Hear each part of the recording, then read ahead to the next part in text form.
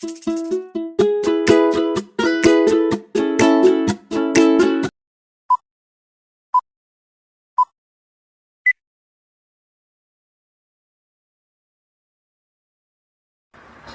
warahmatullahi wabarakatuh. Nama saya Firgan Nugraha, perwakilan dari kelompok 5 Hukum dan Masyarakat. Di sini saya akan menjelaskan tentang pengertian hukum. Dalam bahasa Inggris, hukum disebut law, dan dalam bahasa Latin, hukum disebut ius. Bahasa Belandanya recht, dan dalam bahasa Perancisnya disebut droit. Perbedaannya antara berbagai bahasa dunia ini hanyalah dalam penyebutannya saja, berdasarkan pada dialek dan bahasa di negara-negara tersebut. Adapun artinya tidak mengalami perbedaan yang signifikan, bahkan cenderung memiliki kesamaan arti. Yang ini merupakan sekumpulan preskripsi mengenai apa yang seharusnya dilakukan dalam mencari keadilan. Sesungguhnya tidak ada definisi hukum yang tunggal, seperti dikatakan oleh Van Apeldoorn. Adalah sulit untuk merumuskan sebuah definisi hukum yang lengkap karena luasnya hubungan-hubungan hukum yang diatur oleh hukum itu. Van Apeldoorn tidak memberi definisi hukum, akan tetapi memberikan teori tentang tujuan hukum, yaitu menciptakan masyarakat yang adil dan damai. Berikut diuraikan sejumlah pendapat para ahli tentang pengertian hukum. Menurut John Austin dalam bukunya yang berjudul Province of Jurisprudence Determine, mengartikan bahwa hukum adalah aturan yang ditetapkan untuk mengarahkan makhluk yang cerdas guna memiliki kekuasaan atas dirinya. Selanjutnya ada menurut sosiologis Max Weber. Menurut sosiologis Max Weber, hukum itu sesuatu diakui jika dijamin oleh pihak eksternal dengan kemungkinan menggunakan paksaan, baik fisik atau psikologis, untuk memberikan kesesuaian atau pembalasan atas suatu pelanggaran dan diterapkan oleh lembaga yang memiliki aparatus hukum yang diciptakan secara khusus untuk mencapai tujuan itu. Adapun menurut Sudikno Mertokusumo, hukum adalah keseluruhan kumpulan peraturan-peraturan atau kaidah-kaidah dalam suatu kehidupan bersama, keseluruhan peraturan tingkah laku yang berlaku dalam suatu kehidupan bersama yang dapat dipaksakan pelaksanaannya dengan sanksi. Sedangkan menurut Muhtar Kusuma Atmaja, hukum adalah keseluruhan asas dan kaidah yang mengatur pergaulan hidup manusia dalam masyarakat, juga meliputi lembaga dan proses yang mewujudkan kaidah tersebut dalam masyarakat. Biasanya hukum akan dapat berjalan jika disertai dengan peraturan tertulis yang kelak dalam bahasa Indonesia dikenal dengan istilah peraturan perundang-undangan. Menurut Utrecht, hukum adalah himpunan petunjuk hidup yang mengatur tata tertib dalam suatu masyarakat dan seharusnya ditaati oleh anggota-anggota masyarakat yang bersangkutan. Oleh karena pelanggaran petunjuk itu dapat menimbulkan tindakan dari pemerintah masyarakat itu. Ini ada menurut Genniemeyer. Hukum itu tidak menyangkut kehidupan pribadi seseorang, tetapi menyangkut dan mengatur berbagai aktivitas manusia dalam ia berhubungan dengan manusia-manusia lainnya, atau dengan perkataan lain, hukum mengatur berbagai aktivitas manusia itu dalam hidup kemasyarakatan.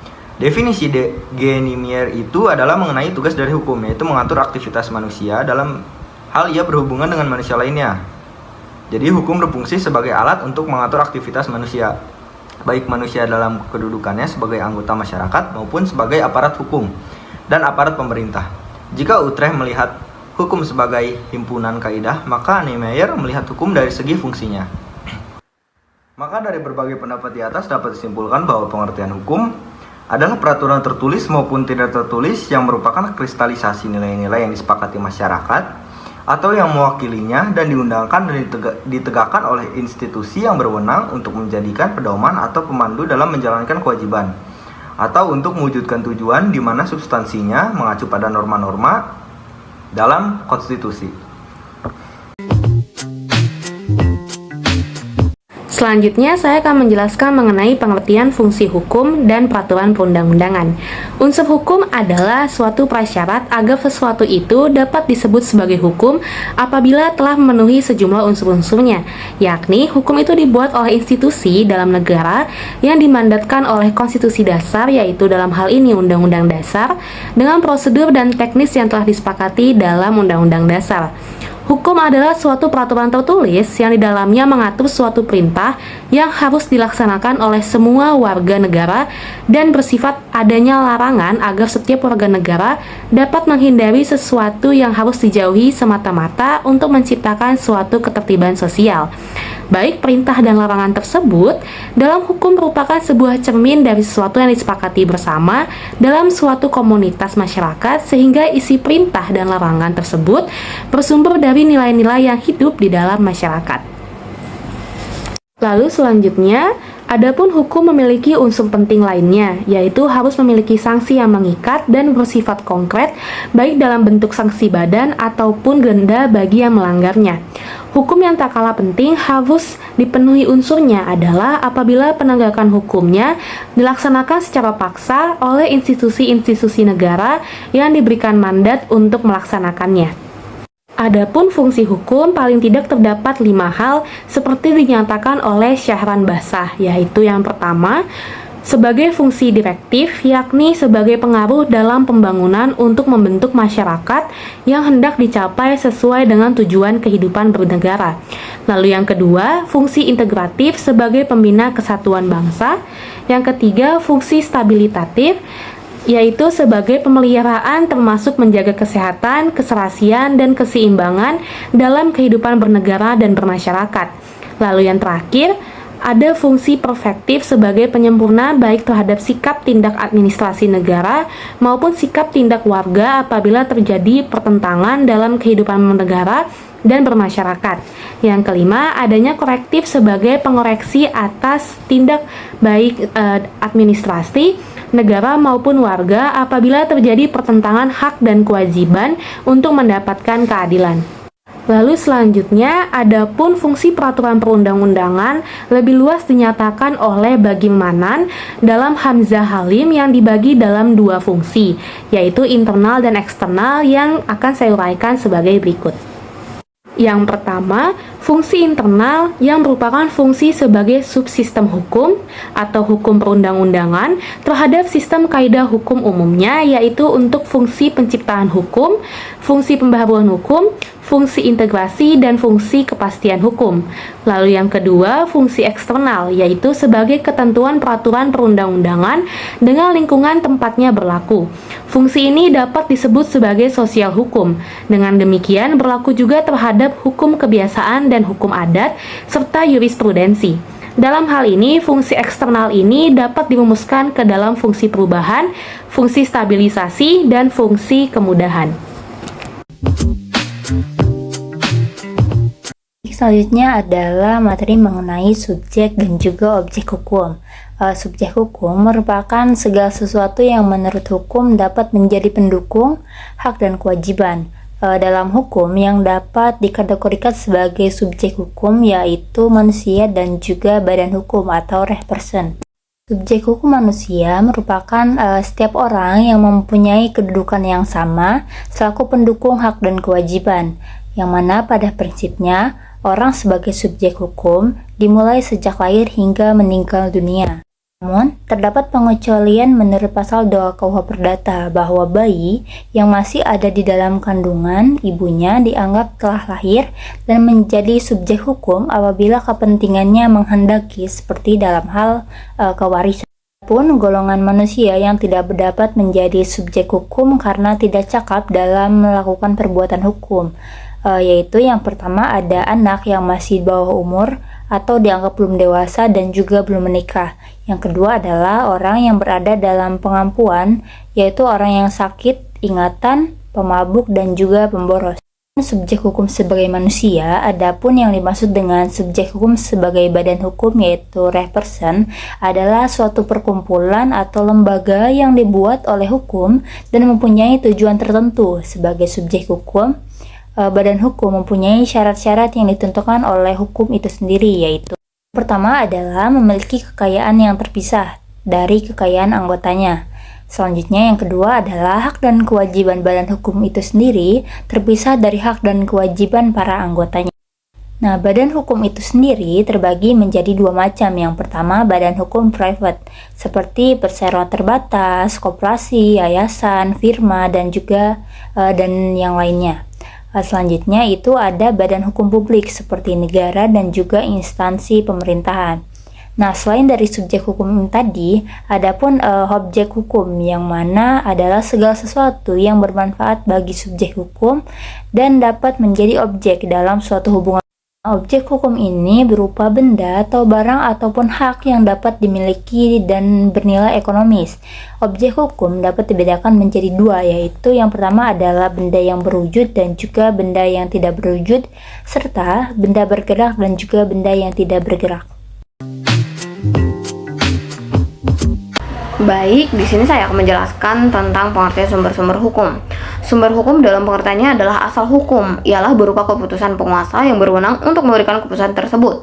Artinya, keputusan haruslah dari penguasa yang berwenang untuk itu. Sumber hukum dalam arti sebagai asalnya hukum membawa kepada suatu penyidikan tentang wewenang untuk menyelidiki apakah suatu keputusan berasal dari penguasa yang berwenang atau tidak.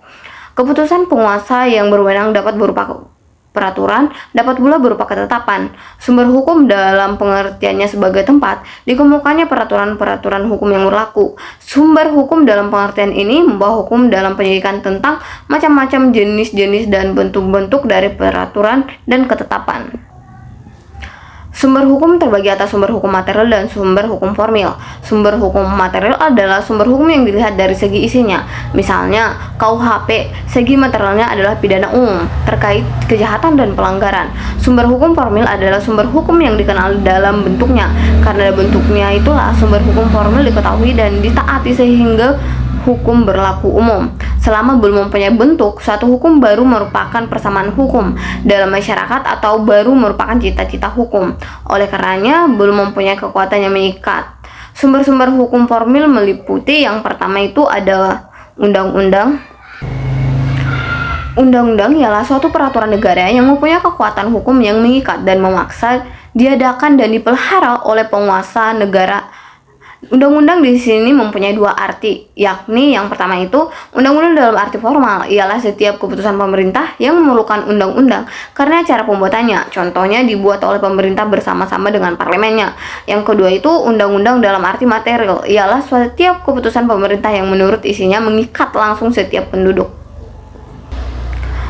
Sumber hukum formil yang kedua itu ada kebiasaan. Kebiasaan adalah perbuatan manusia yang tetap dilakukan berulang-ulang dalam hal yang sama. Apabila kebiasaan itu diterima dalam masyarakat dan kebiasaan itu berulang sedemikian rupa sehingga tindakan yang berlawanan dengan kebiasaan itu dirasakan sebagai pelanggaran perasaan hukum, maka dengan demikian timbullah satu kebiasaan hukum yang oleh pergaulan hidup dipandang sebagai hukum.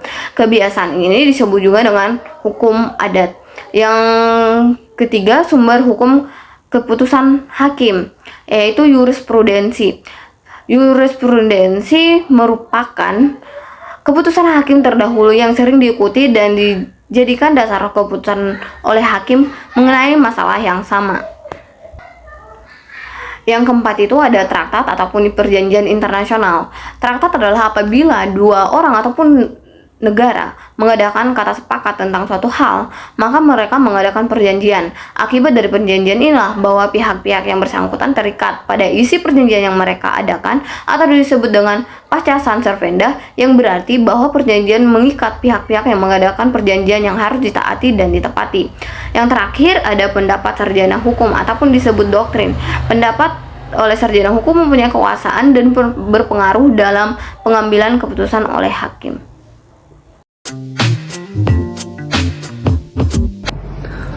Baik, materi selanjutnya ada pengertian asas-asas hukum. Asas merupakan persamaan dari kata principle dalam bahasa Inggris atau dalam bahasa Belanda disebut beginsel. Ada pula kata lain dalam bahasa Inggris yang lain yaitu foundation.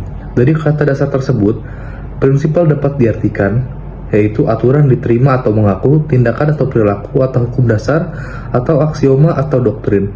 Kedua dapat diartikan sebagai filosofi yang mendasari, ketiga dapat diartikan sebagai sesuatu yang sangat penting.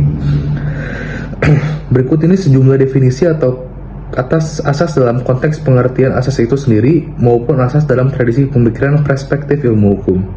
Asas hukum adalah suatu sumber atau sebab yang menjadi pangkal tolak sesuatu, hal yang inheren dalam segala sesuatu yang menentukan hakikatnya. Hal ini dikemukakan oleh Dudu Duswara dan Mahmudin pada tahun 2003. Menurut Sajipto Raharjo pada tahun 2001 menyebutkan asas hukum ini merupakan jantungnya ilmu hukum. Kita menyebutkan demikian karena pertama, ia merupakan landasan yang paling luas bagi lahirnya suatu peraturan hukum. Lalu ada pengertian yang kedua, asas hukum adalah sebagai sarana yang membuat hukum hidup, tumbuh, dan berkembang serta menunjukkan bahwa hukum tidak hanya sekedar kumpulan-kumpulan peraturan belaka. Asas hukum ini mengandung nilai-nilai dan tuntutan etik karena asas hukum merupakan jembatan antara peraturan-peraturan hukum positif dengan cita-cita sosial dan pandangan etik di masyarakat. Hal ini dikemukakan oleh Haridwan Syahrani pada tahun 2004. Lalu materi selanjutnya ada asas hukum sebagai pedoman hukum. Yang pertama, asas hukum sebagai pedoman hukum ada yang namanya asas legalitas atau non delictum. Yang kedua, ada asas setiap orang yang dianggap mengetahui hukum atau Adrian Ward Greh de Wetter Canon. Yang ketiga, ada asas lex superior derogat legi inferiori. Yang keempat, ada asas lex specialis derogat legi generale. Yang kelima, ada asas lex posteriori derogat legi priori. Yang keenam, ada asas summa nullus summa iniora. Yang ketujuh, ada asas ius curia novit. Yang kedelapan, ada asas presumption of innocence atau praduga tak bersalah. Yang kesembilan, ada asas rex judicata pro veritas hubetur.